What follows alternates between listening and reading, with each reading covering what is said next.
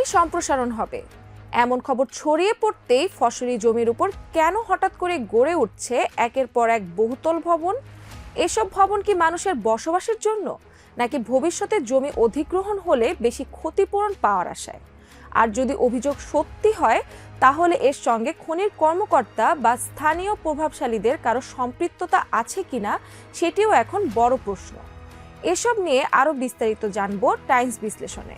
দিনাজপুরের পার্বতীপুরে বড়পুকুরিয়া কয়লা খনি সম্প্রসারণের খবরের পর থেকেই স্থানীয় ফসলি জমিতে হঠাৎ করে বহুতল ভবন নির্মাণের হিড়িক পড়েছে।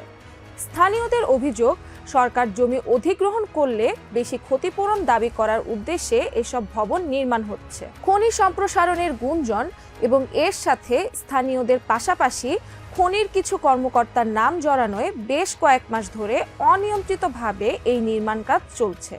সরকারি নিয়ম অনুযায়ী জমি অধিগ্রহণ করা হলে মালিককে মোজাহারের চেয়ে 3 গুণ বেশি টাকা দেয়া হয়।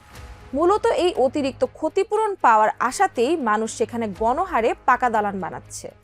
হামিদপুর ইউনিয়নের বাসপুকুর, কাজীপুর ও চৌহাটি এলাকায় 3 থেকে 4 তলার অনেকগুলো নতুন ভবন দেখা গেছে। তবে এসব দালানের অধিকাংশই ফাঁকা এবং তালাবন্ধ। যাতায়াতের রাস্তা কিংবা পানি নিষ্কাশনের জন্য ন্যূনতম ব্যবস্থাও এখানে নেই। হামিদপুর ইউনিয়নের চেয়ারম্যান রেজওয়ানুল হক জানান, ওই এলাকায় প্রায় 200টির মতো ভবন উঠেছে, যার মধ্যে বাসপুকুর ও কাজীপুরে 150টি এবং চৌহাটিতে 50টি। তবে মাত্র 40 থেকে 50টি ভবনের হোল্ডিং নম্বর আছে। গত 2 বছর ধরেই এভাবে ভবন তৈরি হচ্ছে বলে জানান রেজওয়ানুল হক। এদিকে পার্বতীপুর উপজেলা প্রকৌশলী মোহাম্মদ মানিক মিয়া জানান, ওই এলাকায় বহুতল ভবন করার জন্য কেউ কোনো অনুমতি চাননি। আর ইউনিয়ন পরিষদের সচিব সাজিদুর রহমান জানান, অবৈধভাবে গড়ে ওঠা এসব ভবনের কোনো নিবন্ধন নেই। সরকারি জরিপের সময় এদের ব্যাপারে সিদ্ধান্ত হবে। উপজেলা প্রশাসন সূত্রে জানা গেছে, খনির 22 জন কর্মকর্তা ও কর্মচারীও সেখানে গোপনে ভবন তুলেছেন। ইউনিয়ন পরিষদ চেয়ারম্যানের নিজেরও সেখানে ভবন আছে বলে গুঞ্জন রয়েছে।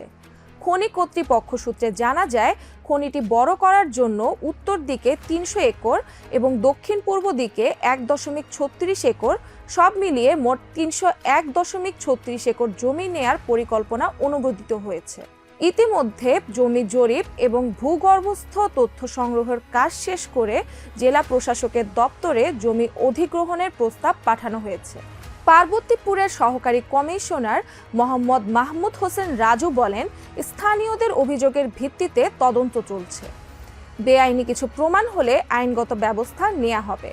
আপাতত ওই এলাকায় জমি থেকে খাজনা নেওয়া বন্ধ রাখা হয়েছে বলে জানান তিনি। বিসিএমসিএল এর ব্যবস্থাপনা পরিচালক মোহাম্মদ শাহ আলম আশ্বাস দিয়ে জানান, খনির কোনো কর্মকর্তার অনিয়মের প্রমাণ মিললে কঠোর ব্যবস্থা নেওয়া হবে। জেলা প্রশাসনের ভূমি অধিগ্রহণ শাখা জানিয়েছে, স্থাবর সম্পত্তি অধিগ্রহণ ও হুকুম দখল আইন 2017 অনুযায়ী মৌজার জমির গড় দাম বিবেচনা করেই জমি ও ভবনের সঠিক দাম নির্ধারণ করা হবে।